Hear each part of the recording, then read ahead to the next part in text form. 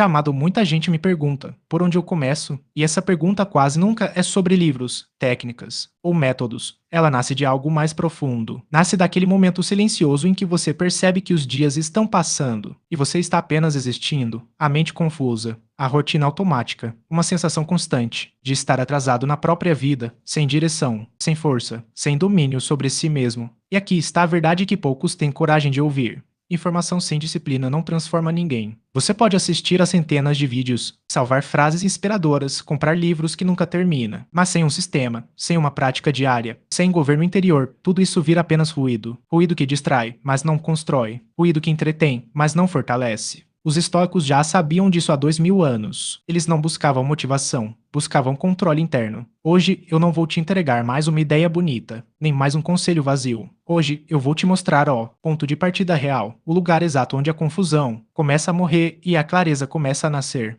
Não para parecer forte aos olhos do mundo, mas para se tornar inabalável, mesmo quando o mundo desmorona ao seu redor, porque quem governa a própria mente não precisa controlar mais nada. O caminho dos imperadores Marco Aurélio não viveu em tempos fáceis. Ele governou Roma cercado pelo colapso, guerras nas fronteiras, pestes dizimando cidades inteiras, generais traindo juramentos, a morte caminhando ao lado do poder. Ainda assim, no meio do caos absoluto, ele não escreveu ordens, não escreveu discursos para o povo, não escreveu desculpas, ele escreveu para si mesmo. Em silêncio, em seu diário, deixou um princípio que atravessou séculos. Você tem poder sobre sua mente não sobre os eventos externos. Isso não é consolo, é comando. Esse é o coração do estoicismo. Não mudar o mundo, não controlar as pessoas, mas governar o próprio interior. E aqui está onde quase todos falham. Muita gente admira a filosofia, cita frases, compartilha pensamentos, mas vive como refém do humor, do medo e da distração. Eles querem os resultados do estoicismo sem aceitar o preço, porque o estoicismo não começa na motivação. Motivação é instável. Hoje existe, amanhã desaparece. Os estoicos sabiam disso. Por isso, eles começaram pelos hábitos, pelos rituais diários, pela repetição silenciosa do dever. Sem rotina, não há virtude. Sem ação diária, não há caráter. Sem disciplina, não há liberdade. A verdadeira força não nasce do impulso, mas da constância. O homem livre não é aquele que faz o que quer, é aquele que faz o que deve, mesmo quando não quer. Por isso, o estoico não confia na força de vontade. A força de vontade falha. Ela cansa. Ela trai. O estoico confia no sistema, em regras claras, em práticas simples, em ações pequenas, repetidas todos os dias. Assim que se constrói uma mente imperial, não em um momento de inspiração, mas na disciplina silenciosa, que ninguém vê e poucos suportam. Esse é o caminho dos imperadores. E ele continua aberto apenas para quem tem coragem de segui-lo. Os 4 pilares estoicos, aplicados neste caminho, não existem atalhos. Existe método. Os estoicos não confiaram em sorte, talento ou motivação. Eles construíram pilares, estruturas internas tão sólidas que nem o caos do mundo foi capaz de derrubar. Se você quer uma mente inabalável, é aqui que o treinamento começa. Primeiro pilar, a dicotomia do controle. Pare, observe. Há coisas que dependem de você e há coisas que não dependem. Essa separação simples muda tudo. O estoico não desperdiça energia, tentando controlar o clima, o passado, a opinião alheia ou o comportamento do mundo. Ele concentra toda a sua força no único território onde é soberano, a própria mente. Quando você para de lutar contra o incontrolável, a ansiedade perde força, o ruído mental diminui, a clareza surge, não porque a vida ficou fácil,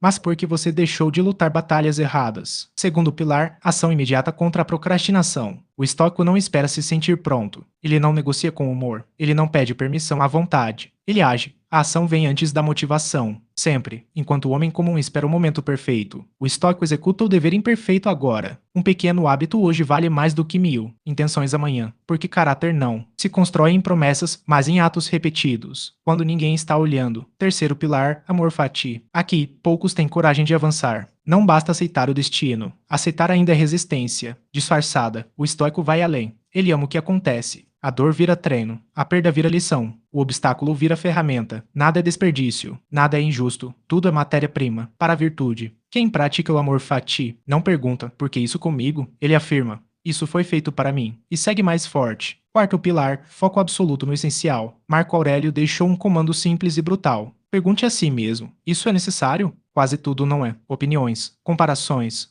distrações, egos, aprovação externa. O estoico ignora o excesso para proteger o essencial. E o essencial é um só, seu caráter. Você só precisa se importar com uma coisa, agir corretamente, pensar corretamente, viver corretamente. As outras 6 ignore sem culpa. Quem domina o foco, domina a si mesmo. E quem domina a si mesmo, não pode ser dominado por mais nada. Esses são os 4 pilares. Não para serem admirados, mas para serem praticados. Silenciosamente, diariamente, implacavelmente. Assim que se constrói uma mente imperial. O que você ganha ao seguir esse caminho? Se você aplicar isso de verdade não por um dia, não por empolgação, mas com constância, algo raro acontece, algo que poucos alcançam. Sua mente se torna blindada, o barulho do mundo continua, as crises continuam, as pessoas continuam, imprevisíveis, mas nada disso atravessa suas muralhas internas. Você não reage, você observa e escolhe. A procrastinação perde poder, não porque ela desaparece, mas porque deixa de governar você. A ação se torna automática, o dever se torna natural, o depois perde espaço para o agora. Você age, mesmo sem vontade, especialmente sem vontade. Você ganha direção, não uma direção emprestada, não um caminho que os outros esperam de você, mas um norte interno, firme e silencioso. Você acorda sabendo o que deve ser feito e por que deve ser feito. A dúvida diminui, a dispersão se cala, o caos externo já não te domina, o mundo pode ruir, planos podem falhar, pessoas podem ir embora. Ainda assim, você permanece de pé, porque quando tudo é instável, você se torna o ponto fixo. A disciplina deixa de ser sofrimento e se torna identidade. Você não se força mais a ser disciplinado, você é disciplinado. Assim como o fogo queima e a água flui. Você age conforme sua natureza treinada. Nesse ponto, algo muda para sempre. Você para de reagir à vida e começa a governar a si mesmo.